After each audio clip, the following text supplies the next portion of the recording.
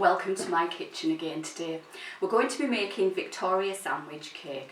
So without no further ado, let's get into this. So to make Victoria sandwich cake, what we need to do is take some butter. I have 175 grams of butter here. You can use margarine, you can use any plant-based alternative. It's really up to you, but you tend to get the best results with margarine or butter. So to your 175 grams of butter, you add 175 grams of castor sugar. There it goes in. Now there's two ways you can do this. You can cream your butter and sugar together by pressing down on a wooden spoon or spatula such as this one. You press down and pull towards you, press down and pull towards you, and keep doing that until you have the consistency that you're going to see in a second. So what I'm going to do is just turn this mixer on, so excuse the noise for now.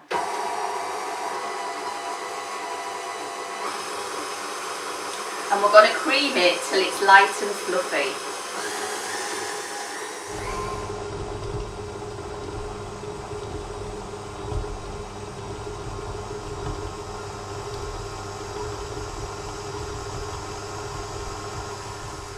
Now it's starting to come together, but what we need to do is scrape down the sides of the bowls, because the mixer won't get it off the sides. It will push it to the sides, but it won't get it off the sides. So what we're going to do is scrape it into the middle with our spatula. And a lot of people tend not to spend much time on this. Now you really do need to make sure that when you're making a sponge cake that your butter and sugar mixture is really pale. That's what gives it its light texture.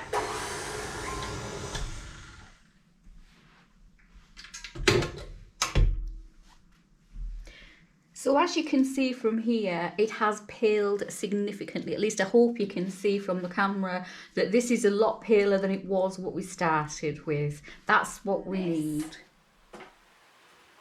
The paler the better. So it's like it's going to be double cream when it's ready.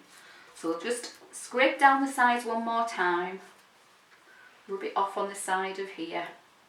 Don't want to waste any of that goodness. And what we're going to do is give it one more go.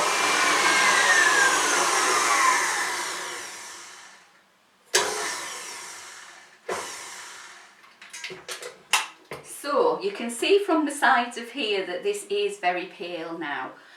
You can see on the other side where it started and it wasn't. So this is about as pale as it can be.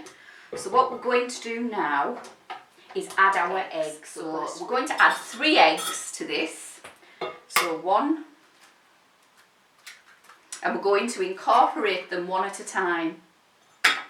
So pop that down and put it on high speed. So after your first egg has been incorporated, this is what it should look like. I'll just show you.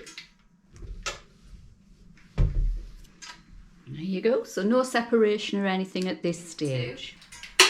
When you've done 1, what you need to do is scrape the sides down again, because we want the egg to distribute properly throughout. And then 1 more egg.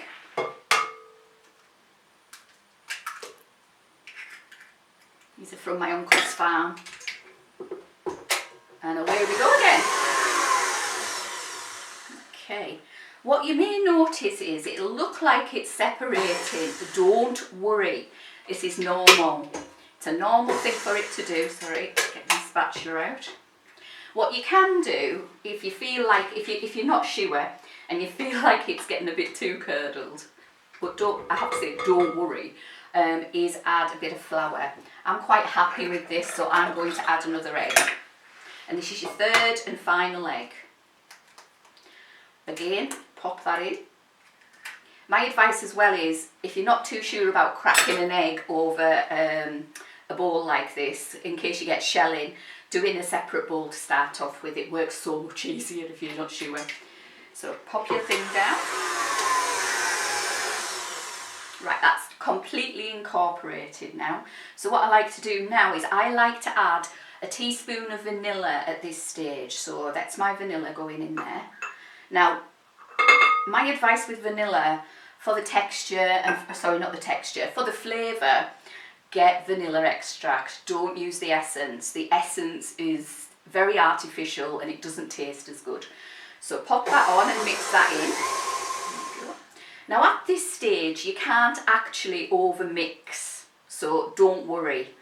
The next stage though is we're going to incorporate our flour. Now you can over mix in this, so what I'm going to do is take off my blade, give it a tap on the side along with a bit of a clean down. We want all that stuff, all the mixture in the bowl, nowhere else. So there you go. Pop that in there. Used to be a treat when I was younger, licking the spatula that your mum had used to do the bowl to make the cake with.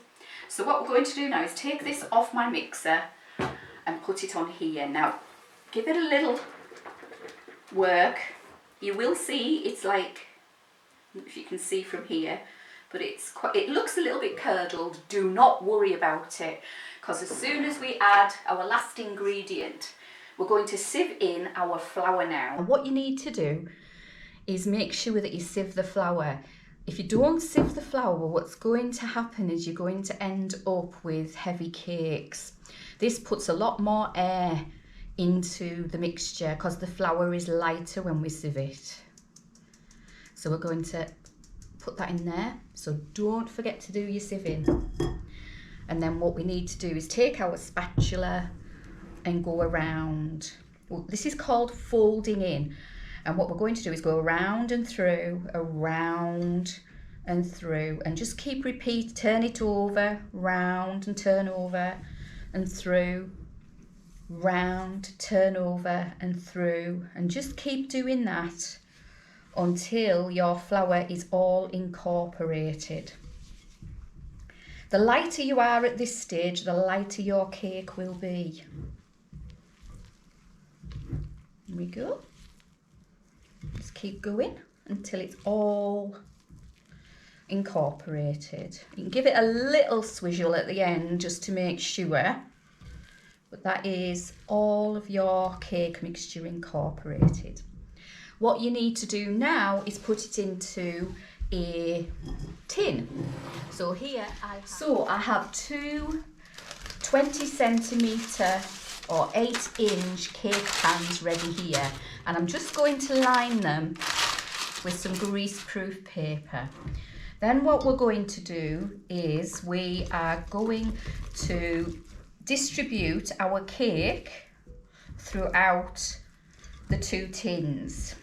Now then, so if we take a little bit and put it, just divide the mixture between the two. 1,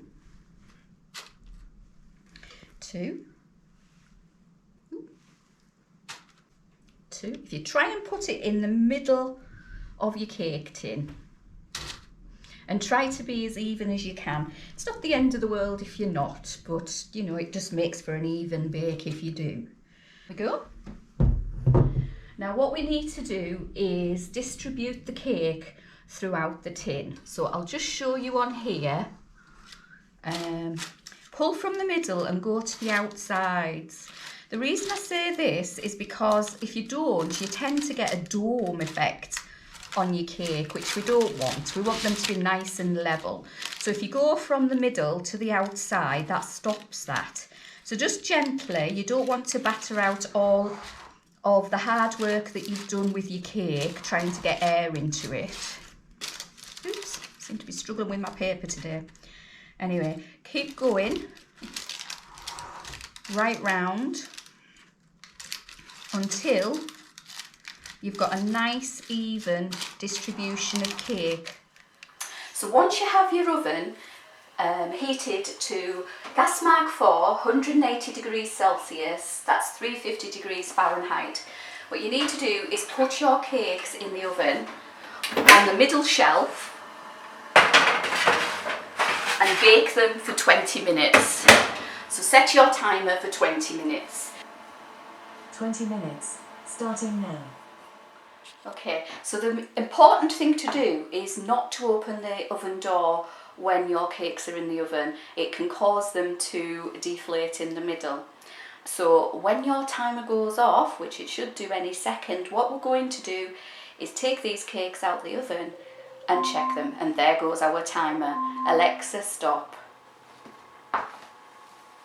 So using an oven glove, be very careful because it will be very hot.